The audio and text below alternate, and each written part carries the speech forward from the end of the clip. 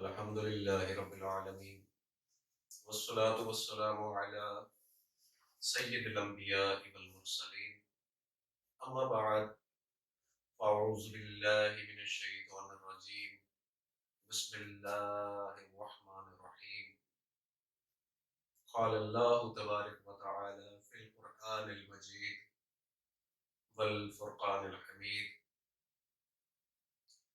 الذي يوسوس في صدور الناس من الجنة والناس صدق الله العظيم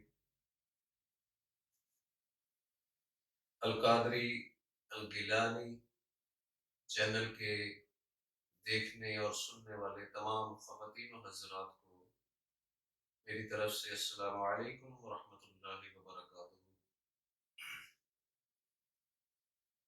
آج جس موضوع کو لے کر میں آپ کی خدمت میں حاضر ہوا ہوں وہ موضوع جنات خبیثہ سے وابستہ ہے۔ اللہ پاک نے جنات کا ذکر قرآن کریم میں ارشاد فرمایا ہے، بلکہ پوری ایک سورت جو کہ سورت جن ہے اس مخلوق کے نام سے بنائی ہے۔ جس طرح انسانوں میں اچھے اور برے لوگ ہوتے ہیں، اسی طرح اس قوم میں بھی اچھے اور برے لوگ موجود ہیں۔ اللہ کے بہت نیک، برگزیدہ اور پرہیزگار جنات بھی ہیں اور خبیث جنات بھی ہیں، جیسے کہ ہم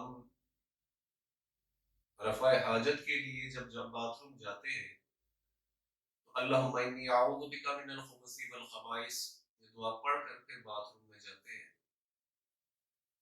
تو اس میں اللہ پاک کی پناہ مانگی گئی ہے خبیث جنات، جن میں مرد جن اور عورتیں جو جننیاں ہیں وہ ہوتی ہیں، ان سے اللہ کی پناہ مانگی گئی ہے۔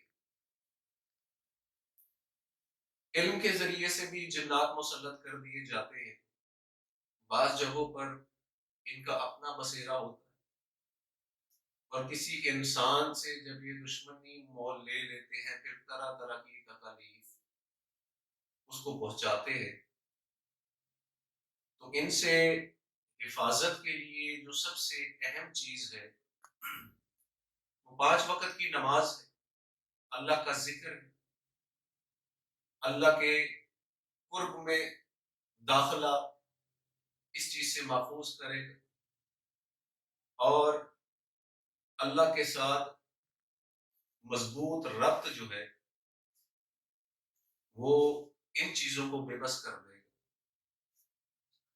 اب عمل کی طرف میں آتا ہوں۔ عمل میں سب سے پہلے 7 سلاموں میں ایک سلام ہے، سلام علی نوح فی العالمین۔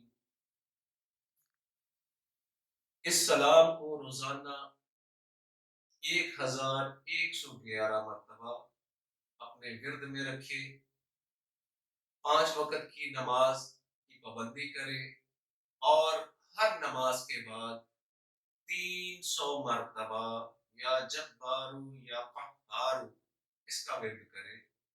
پانی کے اوپر ان تمام چیزوں کا ورد کرنے کے بعد اچھے سے دم کر لے، اگربتیوں پہ دم کر لے، سرسوں کے تیل پہ دم کر لے۔